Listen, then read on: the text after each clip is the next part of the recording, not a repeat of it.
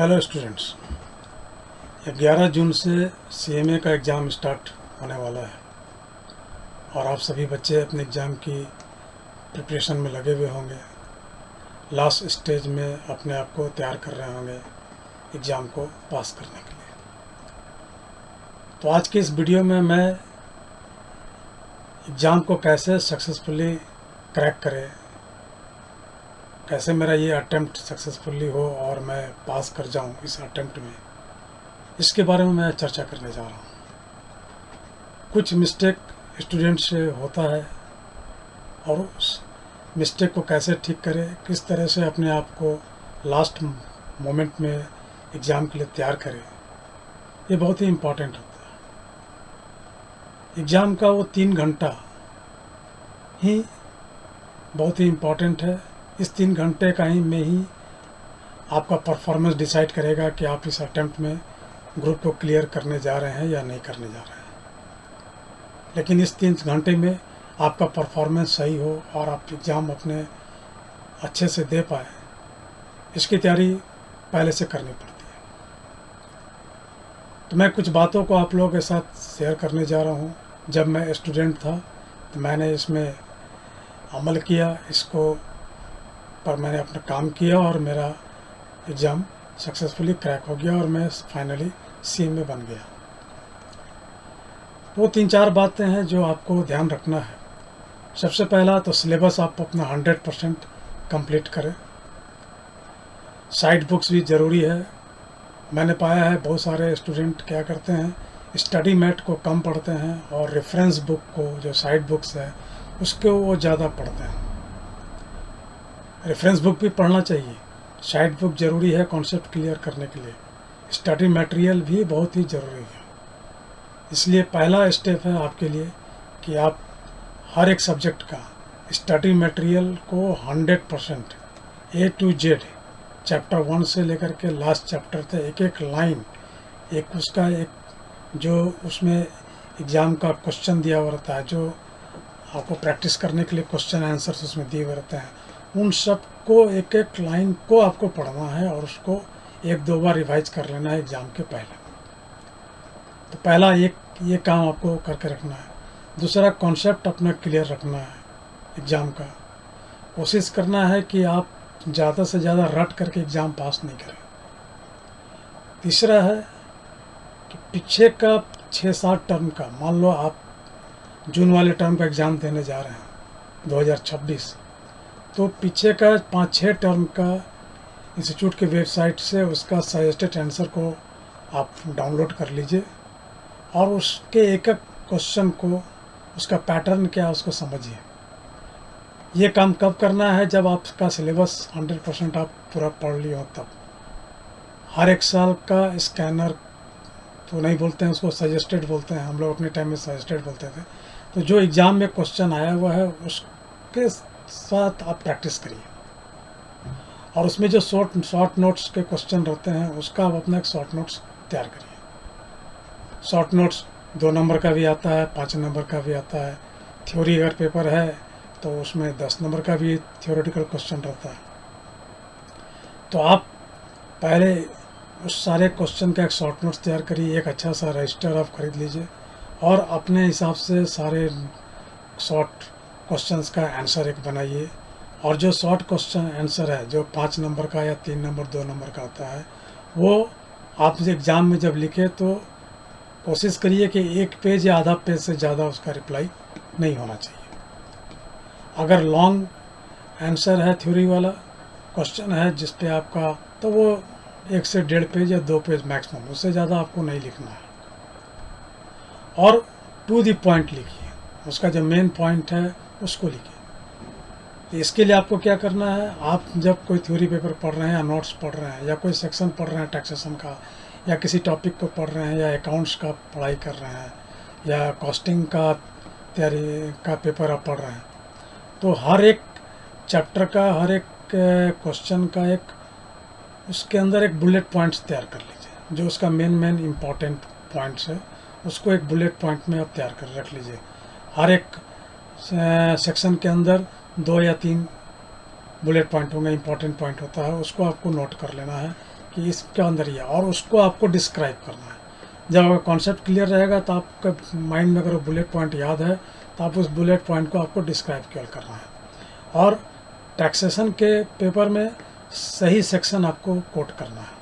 अगर सेक्शन सही याद नहीं है तो आप गलत सेक्शन मत लिखिए, उस पर भी नंबर कटता है। तो सेक्शन को याद रखें।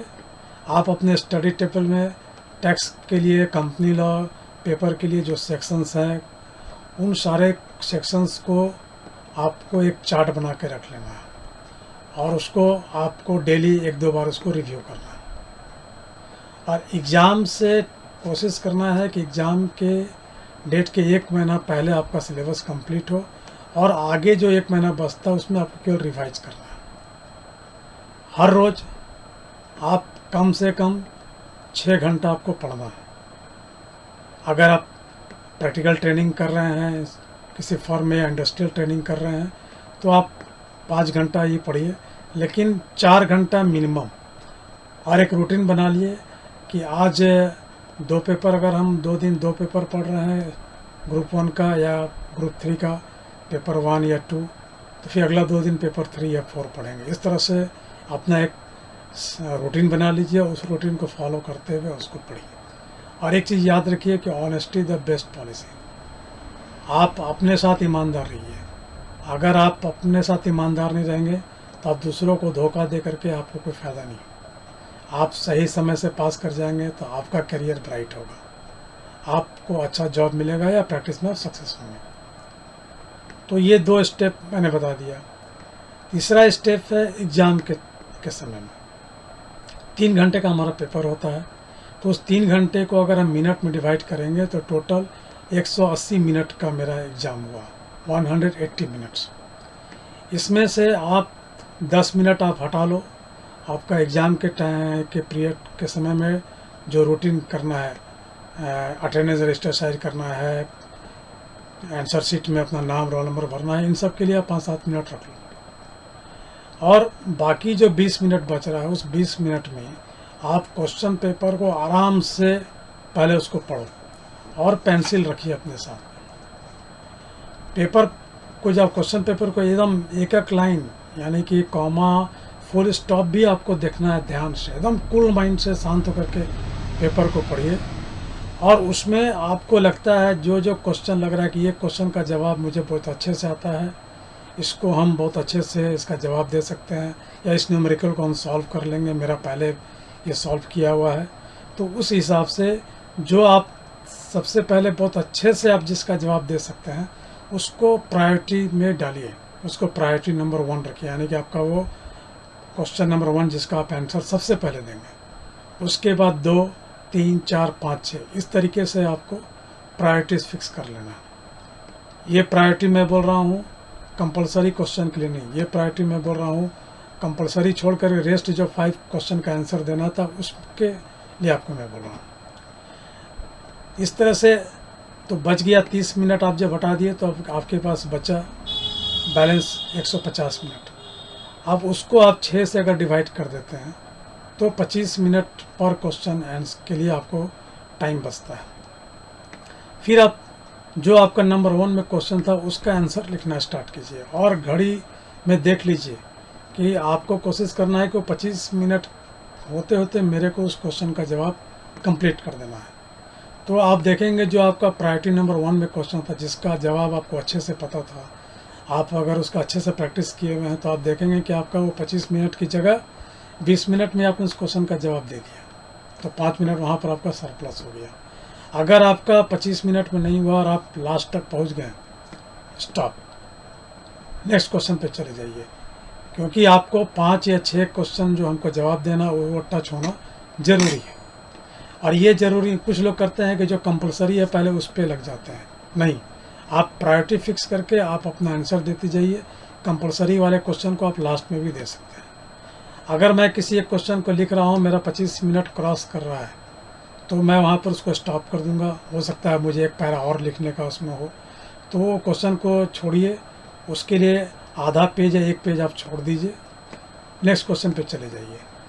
जब आप इस तरह से सारा क्वेश्चन कर लेंगे, जब देखेंगे इसके बाद भी आपके पास में 10 मिनट 5 मिनट टाइम बच गया है, तो जिस क्वेश्चन में आपने छोड़ा था उसका कुछ पोर्शन और आपको लिखना था, तब आप उसको वहाँ पर जा कर के कंप्लीट कीजिए।